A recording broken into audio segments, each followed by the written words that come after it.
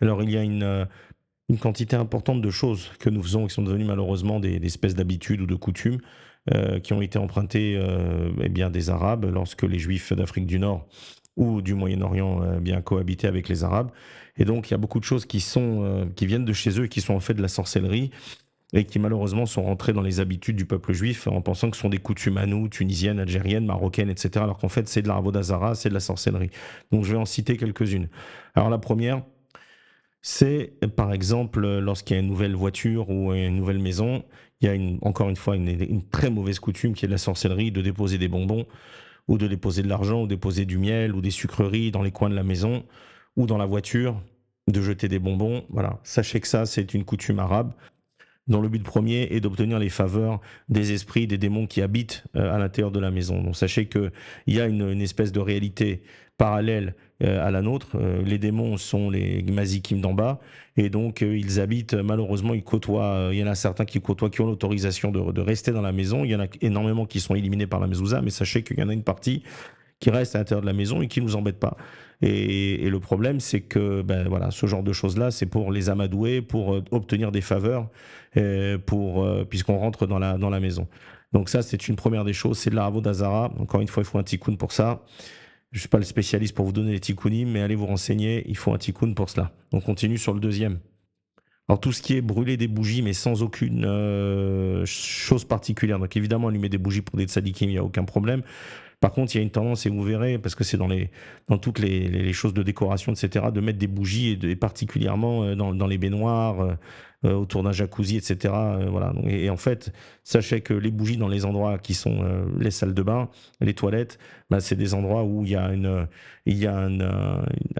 roi Ra, il y a une force du mal là-bas, qui est le roi du Hez, peu importe. Et là-bas, il y a des choses très très négatives. Donc en fait, quand on allume des bougies comme ça sans raison, eh bien, on va donner maintenant on va nourrir ces forces négatives. Donc, sachez que ça aussi, c'est de la Avodazara, et ça aussi, ça sera jugé comme étant de la Avodazara. Alors après, évidemment, les gens ne savent pas, mais toucher du bois. Toucher du bois, ça fait référence à l'autre sur sa croix. Et donc, évidemment que c'est assourd, puisqu'on fait appel à une Avodazara pour supposément nous aider. Donc ça, c'est encore une très mauvaise coutume. On touche pas du bois, on ne croise pas les doigts. Après, il y a la Gemara, elle explique, il y a des marloquettes avec le Rambam, ce qui est autorisé, ce qui est pas autorisé, je rentre pas dedans. Mais sachez que toutes ces choses-là, en fait, c'est un gros problème. La meilleure des choses, toujours, c'est de s'en remettre à Kadosh Baruch Hu. Sachez que, par exemple, le Zohar nous explique que l'histoire du Haïnara, en fait, qui est tout à fait réelle, c'est lorsque on va aller ouvrir le dossier de quelqu'un. C'est-à-dire qu'en fait, à partir dans l'œil, il y a des gvurot, dans l'œil, il y a du jugement, il y a du din, et automatiquement. Et donc, lorsqu'on va aller maintenant regarder quelque chose avec envie, ou alors lorsqu'on va parler de quelqu'un sur des belles réalisations, sur des choses qu'il a reçues, etc., on va automatiquement ouvrir les dossiers. Et donc, il y a les accusateurs en nous qui vont ouvrir les dossiers pour savoir si c'était mérité. Donc, en fait, ce que nous dit le Zohar, c'est très simple. Pour éviter le Aïn Hara, à chaque fois que vous faites un compliment sur quelque chose, il faut rajouter la présence de Dieu dedans et ça élimine les forces du mal. Donc, il a une très belle maison, Blaïn Hara, que Dieu lui donne encore plus. Voilà.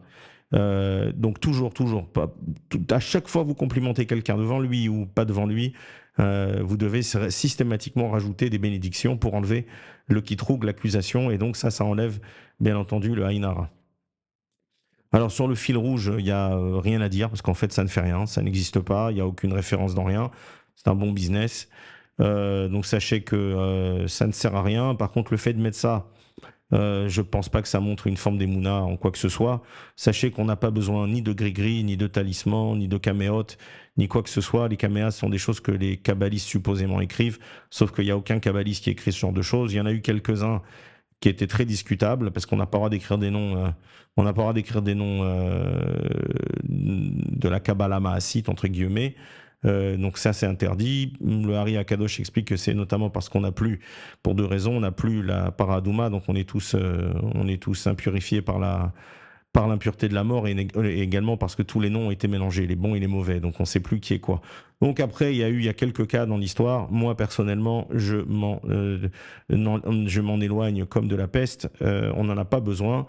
Et de toutes les manières, la grande problématique, c'est que, un peu comme les gens qui vont chercher des brachot, ou les gens qui vont chercher des caméotes, ou qui vont penser que c'est parce que la mezouza, il y a un problème avec la mezouza. Le problème, c'est pas là, c'est quand il y a des problèmes, Dieu nous en préserve chez quelqu'un, il n'y a pas de remède miracle. C'est que tout ce qui est demandé toujours, c'est la teshuva, teshuva, teshuva. Que ça soit pour le Covid, que ça soit pour quoi que ce soit, la seule chose qui est demandée, c'est la teshuva. Le reste, après, bien sûr qu'il faut les vérifier régulièrement. Il y a des règles pour ça, pour les mezuzot, les téphilines, mais ne mettez pas sur des facteurs exogènes la source de vos problèmes. Les problèmes, ils viennent de problèmes personnels. Donc quelqu'un qui, chas shalom, tombe malade, c'est parce qu'il y a un problème personnel. Et le Zohar nous dit qu'il faut comprendre pourquoi, il faut se poser la question, pourquoi je suis tombé malade, lo allez-nous. D'accord? Et non pas aller chercher des réponses.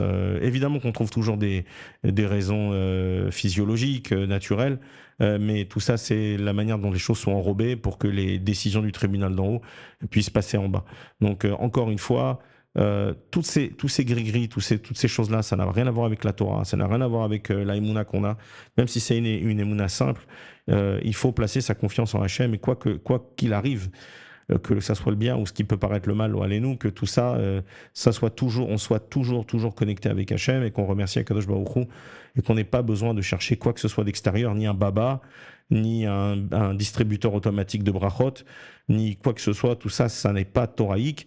Dieu nous en préserve. Il y a des cas où on parle, nos textes, ils parlent que quelqu'un, après qu'il ait fait sa propre introspection, il n'arrive pas à trouver, etc. Bon, là, après, on peut aller dans certains cas voir des vrais tzadikim, pas des gens qui reçoivent du public du matin au soir et qui vendent leur service, mais on peut aller voir des tzadikim qui vont aller prier pour plein de raisons. Ils vont prier pour la personne s'ils peuvent.